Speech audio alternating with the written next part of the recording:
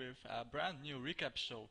In this pretty much our new our new highlight video, we are going to discuss what happened yesterday, and we are going to carry on this new episode for 3 days long. For today we have got 4 games prepared. The first one we are going to roll in Colentophorus Powder, and we are going to see actually some insane Paladin versus Paladin plays. All in all, Paladin has actually rose up in ranks, pretty much becoming one of the most stable classes of the entire meta game. You have to now understand that Paladin has a few different tech picks right now. First one being the Quartermaster and Master for Battle. Master for Battle right now is most likely one of the strongest cards in the game. We get 3 1-1 dudes, and some people actually would call it a dude storm. I'm going to leave that for the Twitch chat to understand, because you guys know it best. As far as the Quartermaster is concerned, we have a 2-5 body that gives all of your dudes 2-2. So yeah, actually if you like your dudes, you're going to make them even bigger. And right now I would like to proceed to the clip. We are going to see the first play that happened yesterday. It's hard to tell actually. I mean, we see right now 4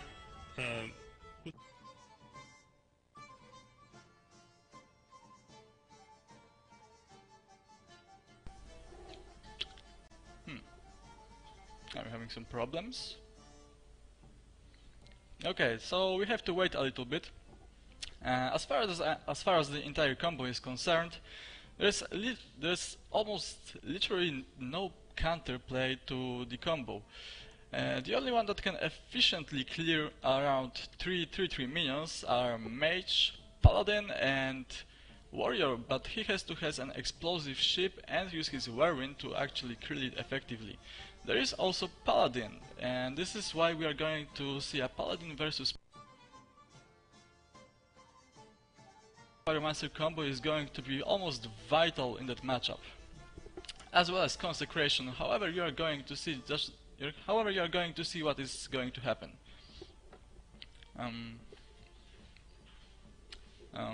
So I guess we are waiting for the video. Okay, so there's also one thing that we have to mention. You have to remember that this tournament is all for the kids. So in the left down corner you can see our funds raised that we have.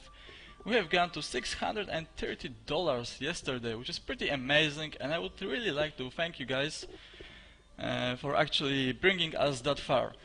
As far as we are concerned, we are still in the Colento vs Powder game, and we are going into the second clip where we are going to see one of the most used cards and legendaries in the current meta game, Dr. Boom.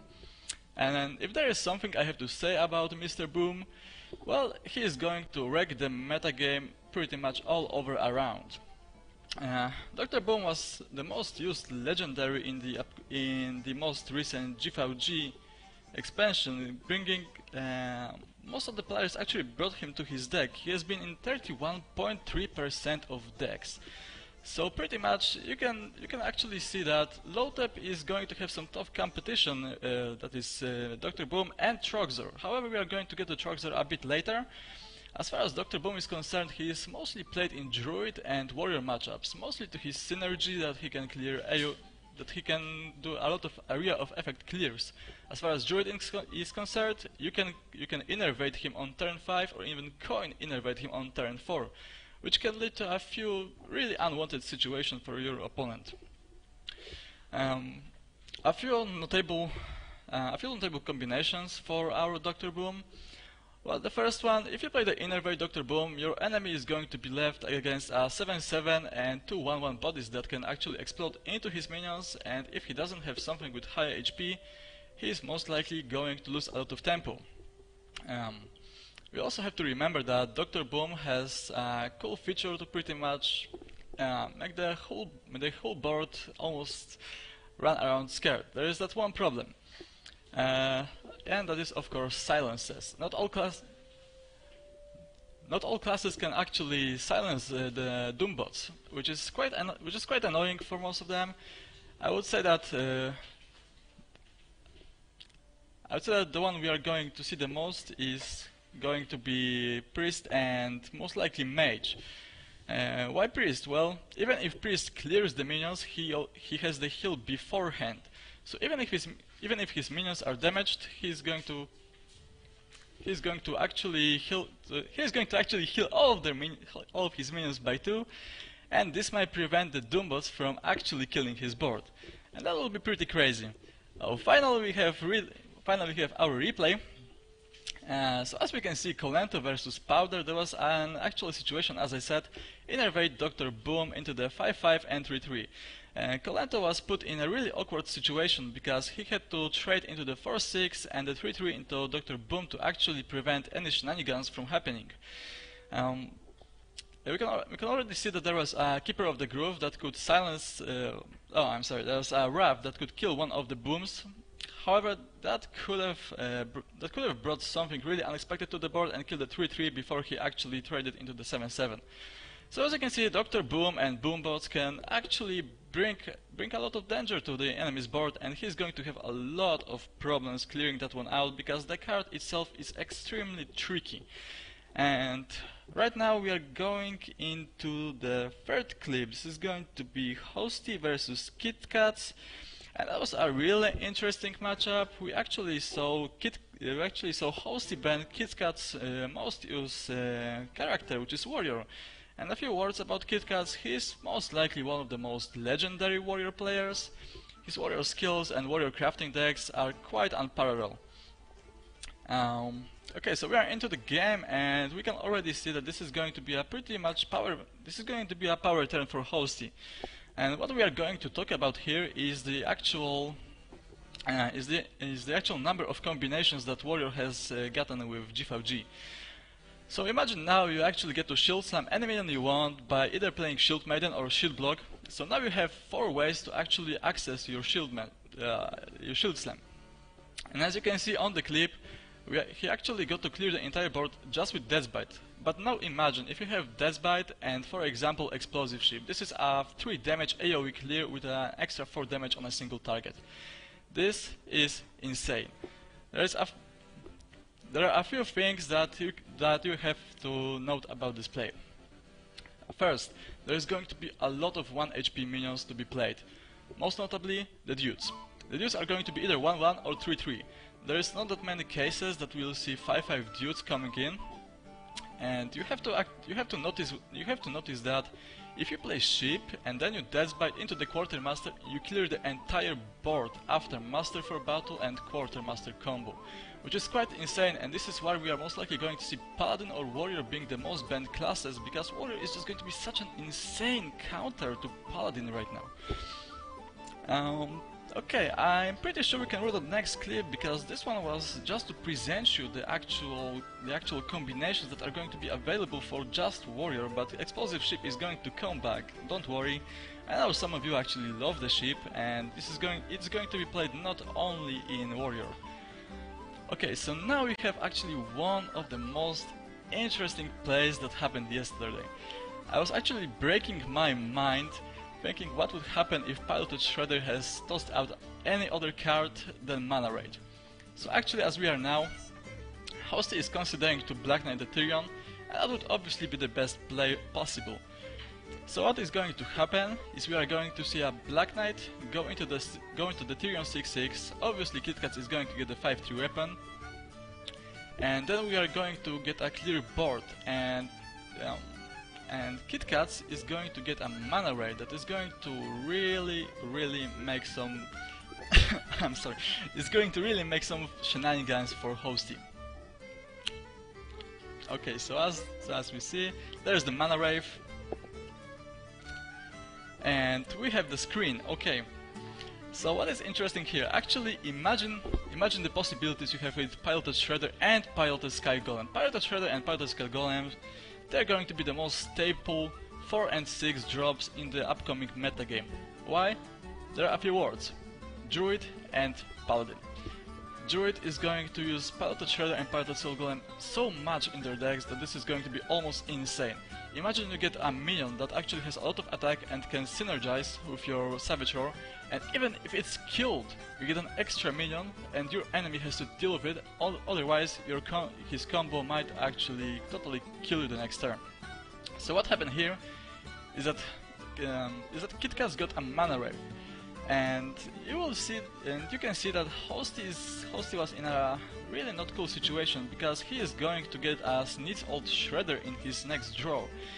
And what would happen is pretty much that if you get a Sneed's Old Shredder and that pilot Shredder have gotten you something like White Pyromancer. Now imagine you get a Sneed's Old Shredder, you get a White Pyromancer, use the Equality combo, and you get another Tyrion. And what happens then? Well, you're at 7 life, you have a full Tyrion, and your enemy has almost no ways to deal with it. I must say that would have been pretty amazing. The actual chances for that were abysmal, and we actually have to wait, because something like Sneed's Old Shredder, Pyromancer, Equality combo might become quite something in Paladin decks. Okay, so I think we're actually ready to roll in the 5th clip, which is going to be Hyped versus Firebat. And if there is something to say about Hyped versus Firebat, it was a pretty interesting best of 3 for some of us. Others would call it a pretty much one-sided battle, but of course Firebat is the current world champion. It is expected of him. So as we can see, we are going to get the Warrior versus Hunter matchup, and this is going to be pretty interesting. We are going to see what happens to Hyped, and as I said, Ship is making its comeback. So we are going to get the Fiery War Axe into the 3-3, and we're going to the 3-3 into the... oh my god, I'm sorry, I'm completely lost at the moment. Okay, and we actually have the pause, and if you guys are wondering what is happening on the screen, after each replay, there's a screenshot, and the screenshot is showing the most vital point of the game. This is most likely the most pivotal play or the pivotal turn that has actually changed the game plan for the other player or completely won the game. So right now we have the Whirlwind and Ship combo, and Whirlwind and Ship combo is going to be pretty much the most used one. An interesting fact, not all warriors have run Ship and Whirlwind in their GVG decks. But the Ship can actually be used in Mage, it can be used in a Wild Pyromancer, not only a Shaman but also a Priest deck. This is pretty interesting. If you play a Priest deck with a Whirlwind and Ship, you're actually going to some interesting combos, because you're going to kill your side of the board for 2, and then actually most likely kill the enemy board. Given that a lot of the minions are going to be 1 or 2 HP, the Ship is going to be quite stable, maybe not even for just Warrior and Mage decks. I expect we are going to see a lot of more of it in the upcoming metagame, most notably, as I said, in Priest. So as far as we are concerned about Hype and Firebat, that was actually a pretty smooth 3-0 from Firebat, and I must say that his Hunter was actually quite interesting, because he forced Hype into a situation where he had to play a Hunter versus Hunter in the 3rd game. And now we are going to present you most likely the most broken combo in the entire metagame right now, which is obviously Master for Justice and Quartermaster. Actually, right now in the 6th clip, we are going to see a Master for Battle into double Quartermaster. So just adore the play. And as you can see, we are going to get a Master for Battle, the Light's Justice 1-4, and we get the first Quartermaster. And already when you have the first Quartermaster, you are pretty much going down in tempo quite badly. So what is going to happen is that this is going to be actually pretty interesting, because there is almost no answer in a Priest deck without something like Holy Nova Wild Pyromancer or Holy Nova Wild Pyromancer Explosive Ship to actually deal with that combo. The only ones able to deal with it are Paladin, and this is why Paladin versus Paladin matchups might become quite popular in the 1st game, unless we get a Paladin banned pretty often, and my money is actually on that. We are going to see Paladin banned in most of the games in around a month. So pretty much we are going to get a pretty nice trade, and then we are going to see a double Quartermaster combo which create 5-5 dudes. And what happens when you have 5-5 dudes? Well, there's almost nowhere to clear it unless you have some really strong AoE in your hand. And priests are usually known for that, but as we can see, Twixen wasn't really on his day. So right now, oh, and we have the screenshot. That's great. And what is actually going to happen? We are going to get a bolt tree, and you have to notice the Tides of Time. With just this play, he's going to get so much tempo that this is almost impossible for any player to come back. Because even if you manage to clear the 5/5s, you have still lost a turn, and your enemy is going to most likely play something really big. And now that Paladin also has a really interesting combo that you have to remember, Cult Master into Master for Battle. So this is pretty much a more expensive version of Unleash the Hounds, but you're actually getting your dudes on the board. And there's also one thing that we have to remember. If you get a Cult Master and Master for Battle into Quartermaster, you can get around 6 cards unless you cannot keep your Cult Master on the board. So guys, this was the last clip, and we actually have a few interesting statistics for you. So as you could see yesterday, there was a mage deck that has landed Blingtron. What you most likely didn't see or didn't pay attention to, maybe not all of you, but there were actually a duplicate combo with Blingtron. And if you actually happen to see a mage with a weapon that actually respawns after that, well, you're in a lot of trouble, I would say. The most annoying thing about that, not all players run Harrison Jones. And this is really surprising to me. I actually thought Harrison Jones is going to be the most staple legendary after the G5G comes out, simply because Blingtron is extremely powerful and a few classes got extremely strong weapons. However, Harrison Jones has gotten around 15% of usage in all decks, which compared to pre-G5G is around 20% less, which is quite insane when you think about it, because well, Harrison Jones used to actually completely negate one of Warrior's clears, which is obviously Deathbite. If there is one more legendary that we actually have to pay close attention to, this is going to be Troxor. A lot of people have been calling Troxor the next low tap, or even the better low tap, and I would actually agree, because well, Troxor spawns Troll and low tap is just low tap. Nobody likes low tap that much as they will like Troxor. So low tap gives you a pretty good tempo swing. He's a 5/5 and he is going to make your enemy spells cost 5 more. So you pretty much deny the turn of play when your enemy just wants to use spells. But if you play Troxor, your enemy can still play spells, and they will most likely do it to just kill him because he's a big body. But still you get a 3/5. I actually believe that Troxor is going to be a really staple card against mages. And if you were to ask me, mages and paladins are going to be one of the strongest classes. Why? Well, you have seen that yesterday paladins are quite impossible to get through. They can free almost any deck right now, as well as mages. However, mages have that one problem: people are still experimenting with them. And I would say paladin is more set in stone right now. We are going to see a few deck picks. Most likely we are going to get some changes to the legendaries. And one of the things we'll have to remember, Blingtron might appear in other decks than just Mage. For example, Priest, who doesn't have any weapons. So if you are going to deal with a Priest that can effectively clear your board by spells and Hero Power Okenai, also a weapon, well, most players will find themselves in a lot of trouble unless they can get rid of it. This is why I believe Acidic Swamp Ooze and something like Harrison Jones are going to see a lot of play, even more than before the G5G. What else? Oh, there's actually one thing I wanted to talk about, and this was the variety of Hunter decks. The variety of Hunter decks is going to be pretty insane right now, because in the actual decks that we have seen, there has been an aggro deck, and there was some kind of Beast Hunter run by Firebat. However, you guys did not get to see it. Just give me a second. Okay, so we actually have to finish because, well, most likely people are not that much interested in hunters. So guys, remember, we are going live in around 1 hour with Lothar and Ecop, and they are going to be there to cast the games for you. We are going to get Nyria versus D2 in about 1 hour, almost 55 minutes. So guys, see you around, have fun, and remember, we are doing it all for the kids. This is a charity tournament, so just swing by and enjoy the games. See you.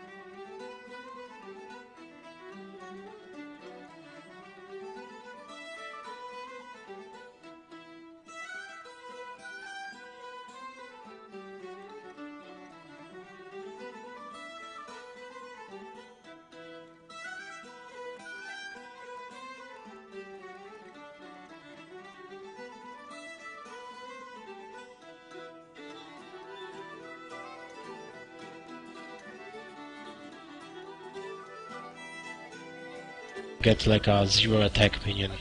Yeah. Okay, we're starting with the game. It's a secret mage. Oh wow, so it's that kind of mage. Interesting. That's So right away we see Kirin mage and Mirror Entity, the perfect combo that you want. Now it depends on the druid build. If it's a ram druid playing White of Grove, then the current Tower with Mirror Entity is really a strong opener for mage, even for turn 3, because this will kind of negate the ramp from the druid player. Who wants to give a additional Yeti for free in this situation, right? Yeah. I mean, we will see what types of minions Tides will play, because Druid also has a couple of smaller ones, like Keeper of the Grove or something, that are not worth mirror entitying. Or Hunted Creeper Yeah. in some cases. Okay, so it's a silence druid. Oh wow. And Unstable Portal. Oh, this is awesome. We'll have some fun watching these games.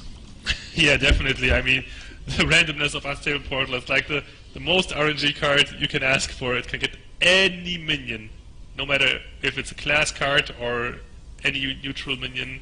True, true. Ancient Watcher turn 1. This is a really strong opener because there will be Wailing Soul on turn 2, which is kinda insane. This is like That is the dream opening right there if you're... innervating Yeah. Yeti right here. This is the same outcome basically. Yeah. But you get a free 5 minion also in a bonus. Exactly. This will be hard to deal for the mage because mage doesn't really have any kind of removal that isn't based on damage, and those minions have a high amount of health. Oh wow, look at this. Blinktron in hand. And also, which is super bad for Twixen, there's a Blashmate Foulnose in hand of Tides of Time, so you'll easily play around the mirror entity. Yeah, I mean, that Blood Mage will definitely hit the board here, and Twixen cannot be happy with that. He will still get a draw from the Bloodmage But you know Foulnose at what's, some point. you know what's insane here? It all depends on Tides of Time's attacks. But Yeah. it seems like he's going to trade minions here. Oh, actually, Ancient Watcher is going to go face. And this allows Twixen to play a very cheap Sea Giant here. It basically, he's paying 5 mana, kinda like Overload mechanic for this Sea Giant, but it's reversed Overload. He was paying the Overload on turn 2 to Yeah. play the minion on turn 3. Oh, turn 4. I'm sorry. Oh, wow. You never get to see Sea Giant that cheap in this kind of matchup, I would say. So you might want to consider playing the Icelands on the Ancient Watcher, but the problem is that there's still additional copy of the Wailing Soul lurking there in the deck, and this will negate the Icelands right there. Oh yeah, you can definitely also just silence your Watcher again to unfreeze him. That's also a play that has to be considered. Interesting that Twixen decided to trade the Blood Mage away instead of just going for the straight up trade against For the Wailing Soul, right? against the Wailing Soul. So he did use the Icelands. Yeah, but he wanted to set up. He wanted to use his Icelands right away to freeze the Ancient Watcher, so the Ancient Watcher cannot attack the Curator Mage, or that two minions can attack the Sea Giant and kill it immediately. and there's no way of actually killing the giant here.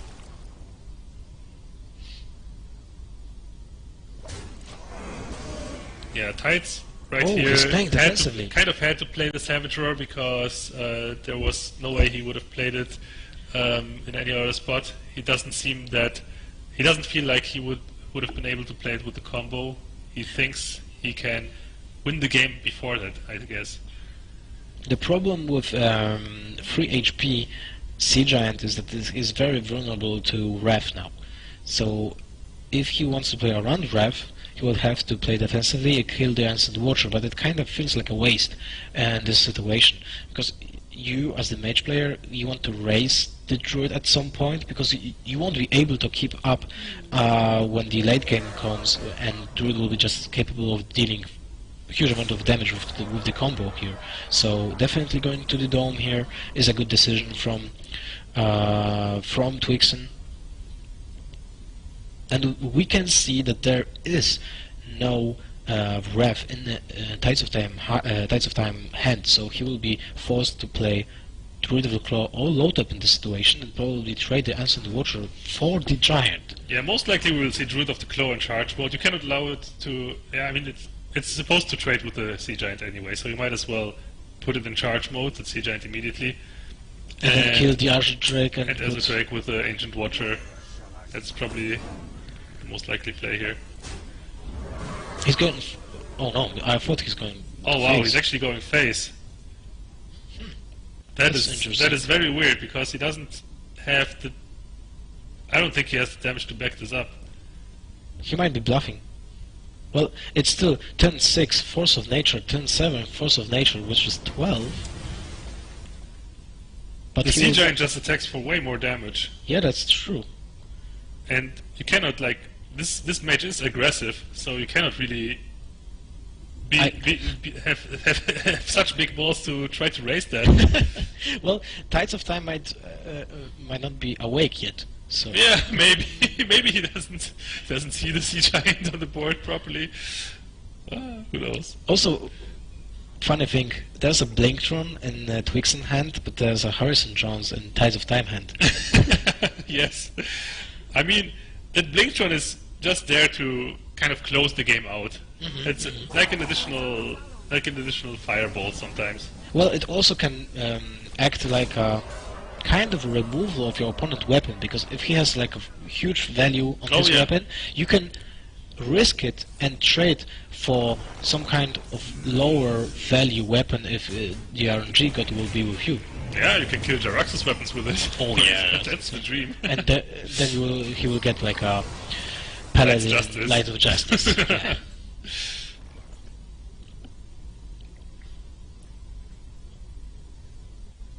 Twixen will be in a good spot right here, but he can skip killing the Druid with the Claw this turn, just because the freeze effect will be lasting the next turn of Tides of Time, because he was on the attack and not Twixen with the Water Elemental. That's right, but that Wailing Soul can unfreeze it. Sure, that was the thing that we were talking before. Yeah. It's really important. This will squeeze additional 4 points of damage, so if Tides of Time will draw until Savage Roar next turn, he will close the game. Oh, you're absolutely right. But we will see if that will actually happen. But he is also really low on health. Yeah, exactly. I mean, the mage, with the cards that he has in hand, can definitely close out this game next turn. He has actually lethal, even with Lothar being played.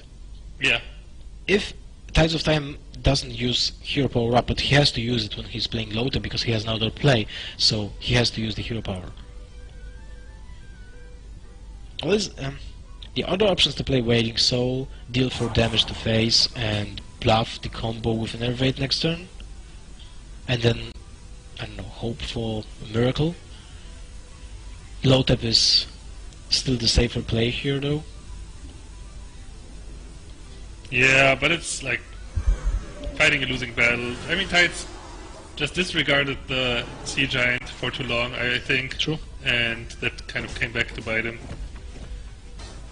Oh, he took 5 damage to face. Yeah, so that's well, actually he would game. have taken that damage anyway. That's actually game.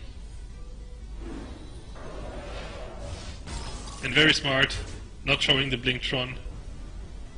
True. I mean, No why style would points he here, give but it he can still use the Blinktron in the next match and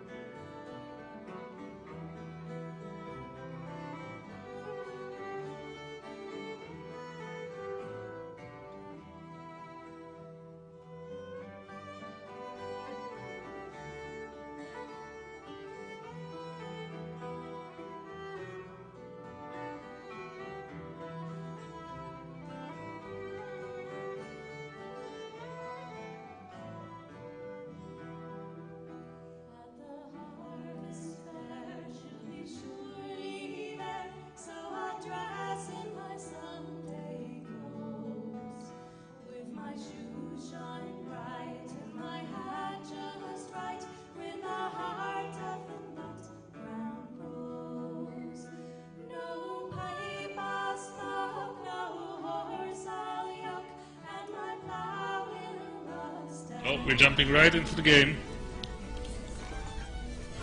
Okay. Dr. Boom! One of my favorite cards. Equality, Consecration, Sylvanas. So, not quite a good curve. Well, Master of Battle is really great next turn. Oh yeah, another synergy that I forgot to mention when we were talking about Master for Battle previously is Knife Juggler. Yeah, of course. Like, many players play Knife Juggler in Paladin now because it has such amazing synergy. Like, Knife Juggler into Master for Battle, it's like the perfect 1-2 punch. Also, we forgot to mention that Chugga Chugga, I mean Snow Chugger, is actually a good card to play Blink from True, too. Yeah, because the opponent will not make use out of his weapon because he's frozen. Yeah. That's pretty nice. So he has Snow Chuggers, he has Water Elementals. But I'm pretty sure he has that Snow Chugger just because of that sound he makes. Too good. Oh man. Second Master of Battle. Second Master for Battle into Quartermaster. That game just became really ugly.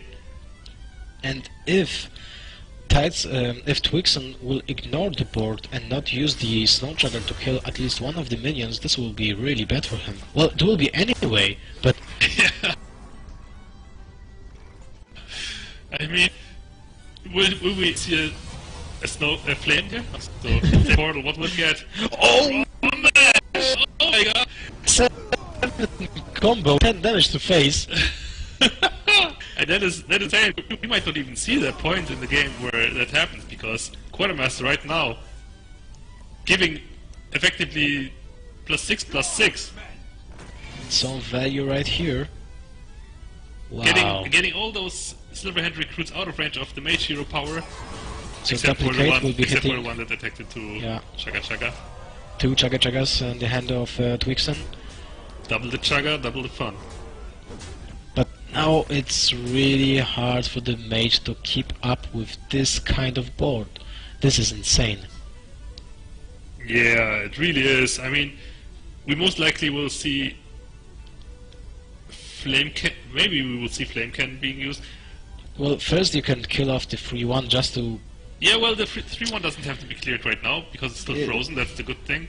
So we might actually see some sort of power play. Maybe with the Grommash, actually. Yeah, the Grommash can Grommash clear makes sense. the Grommash clears the board very well. And also poses a big threat on the board. Oh wow, in case you want to turn around the game. This is also a great synergy for Masterful Battle and Quartermaster, but the problem is that the Cockhammer can actually give the Divine Shield and Taunt to the Frozen minion, and you would want to use the Divine Shield right now. But Tides of Time is thinking about playing Sylvanas, and this is a good call, I think. Yeah, I mean, Tides of Time is just going to ignore this Grommash, and rightfully so, because he knows that Grommash is most likely going to be used to trade. He's not afraid of, at 26 health, he's not afraid of the 10 attack Grommash. And Twixen is already at 15, so very low, and it's already turn 6. Oh wow, he will be killing off his own Grommash with the pink. Yeah, it looks like it. He has to do it. And then hopefully Flame can hit something good. Flame Cannon is or is he going to play double Chugga? I think you have to play the Flame Cannon just to preserve some health points here. Oh man. Oh, instead he goes for the safer play, double Chugga. But is that play actually good enough? That is the question. 9 points of damage staring at him. 11 with the Consecration, but this will be a Dr. Boom turn, I think. Yeah, definitely. I mean, there's no reason not to play Dr. Boom here. True.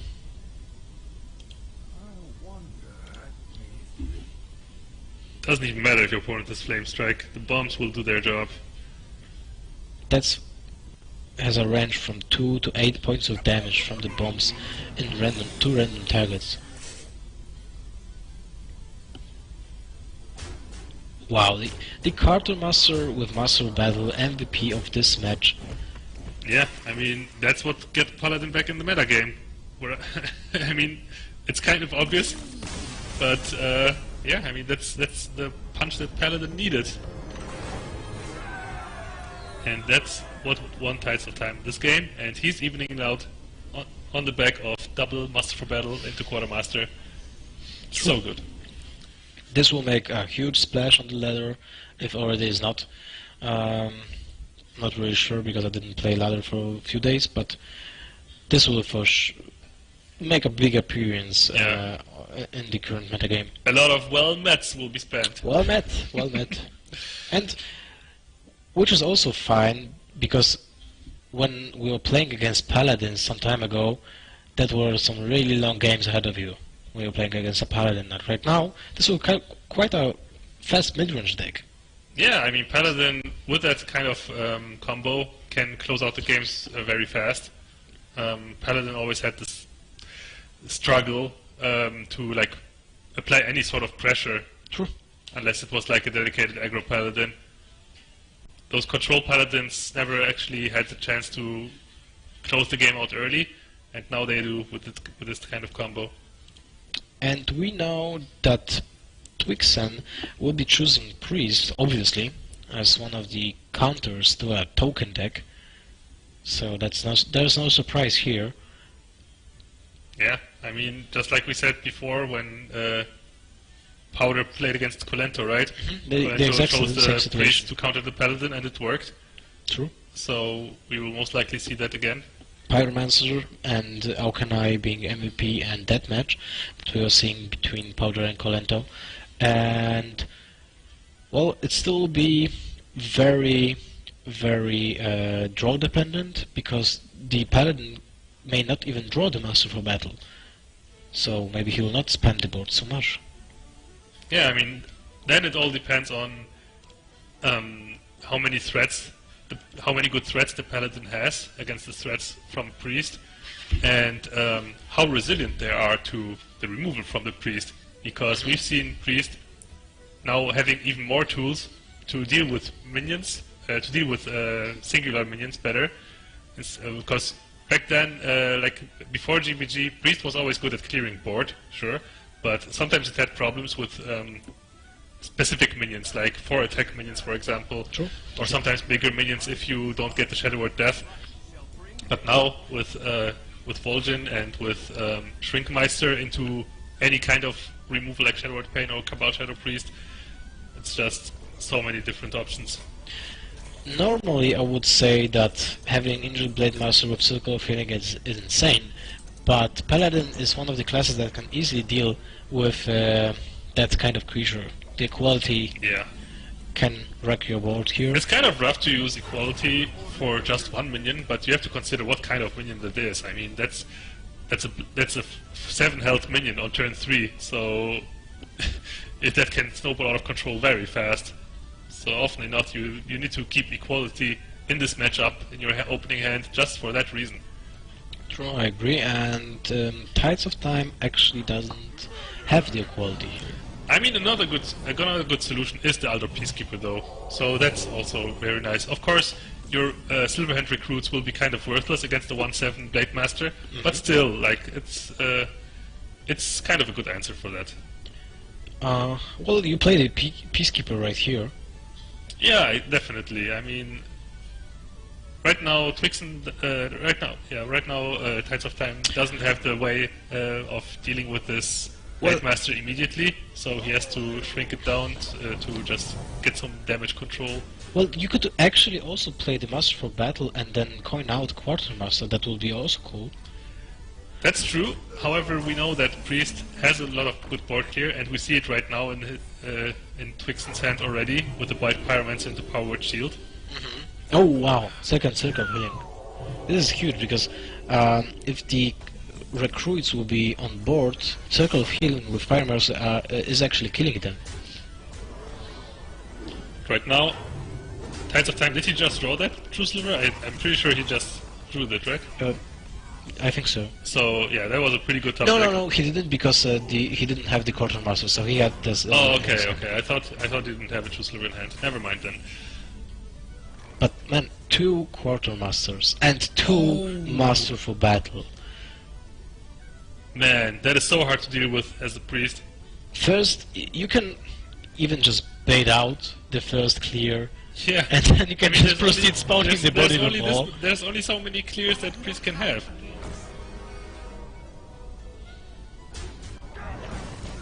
Wow. Well, this opening is just crazy. I mean, Tides of Time, thanks to being able to deal with this Blade Master so easily, will not be under any sort of pressure here, and will be able to actually gather the mana crystals necessary for that combo. This matchup definitely favors Tides of Time now. This is a tough spot.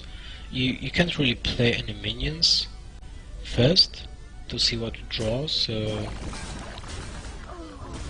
Well, you could have gone for the 50-50, hope that the enemy steals the slime, but that's obviously a risky gamble.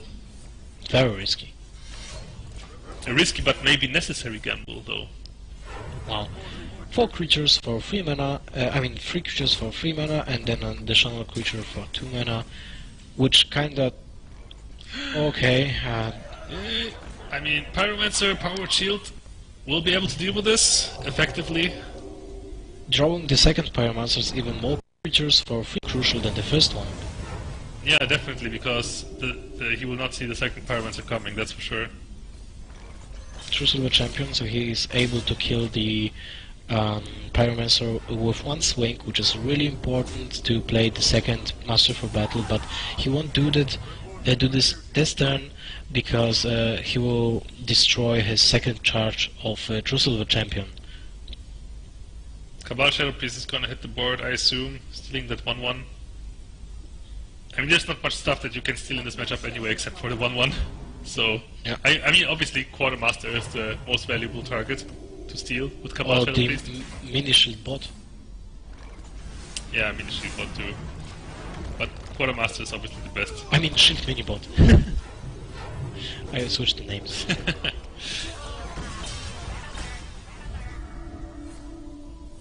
That's a cool creature also. It's basically a mix between the old class Paladin to drop that targeted second minion, giving him Divine Shield, but in this case you don't have to have a second target on board already, so the value is better with this one. I'm pretty sure we're going to see the Master for Battle Quartermaster play right now, because this also allows Tides of Time to deal with the Sludge Belcher immediately. And Twixen needs to draw Aukenai right now. Or a Holy Nova would help too. Yep. So what does he get? That's not it. Yeah, that's not really what you were looking for. Nothing's really helpful here at the moment, but at least Twixen is still at 30 health, so he can just play Sylvanas to maybe get some card advantage that way.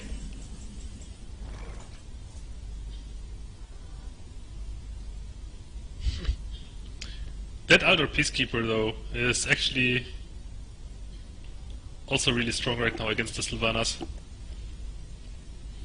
True. Because the Sylvanas this way won't be able to kill anything.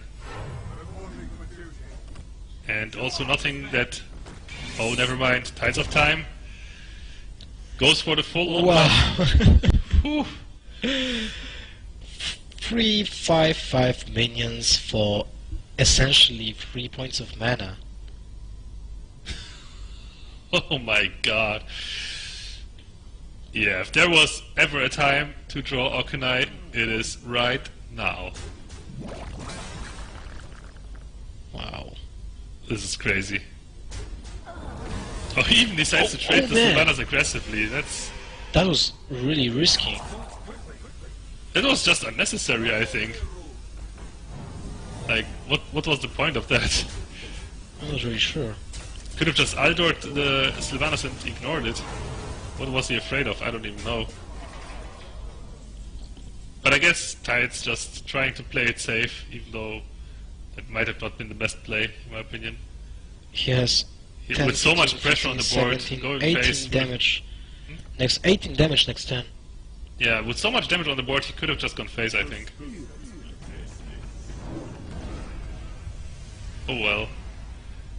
Twixen's play, what Twixen has in his hand cannot really punish that. He really needed the Dark Circle.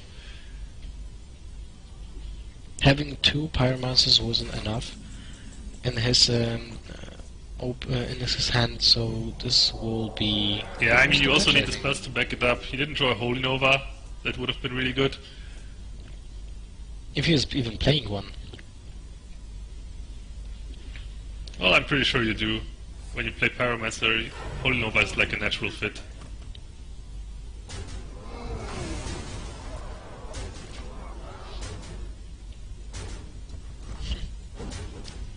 Alright, Tides of Time, just establishing dominance here with this board.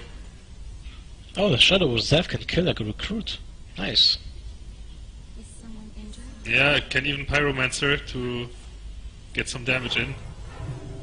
He wants to draw the Alkanai, I guess so. but why did he... Oh, he has to use the Shadow of Death now. Never mind. He can also go for the Circle of Healing to draw a lot of cards here. But what does he want to draw? 5 I feel cards. like healing. I feel like healing that, like using the mana to heal, wasn't good. I feel like using Circle might have been better to draw. Is this lethal? Have a lot of cards.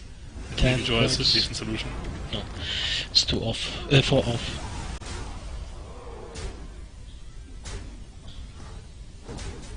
Still, Paladin is at maximum HP points. Oh no, it didn't. Well, yeah, and there's nothing that Priest has.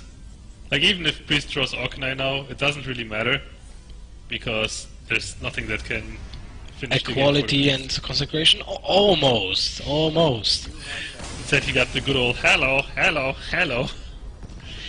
And Imagine if you would draw the Equality some time ago and use with the Pyromancer.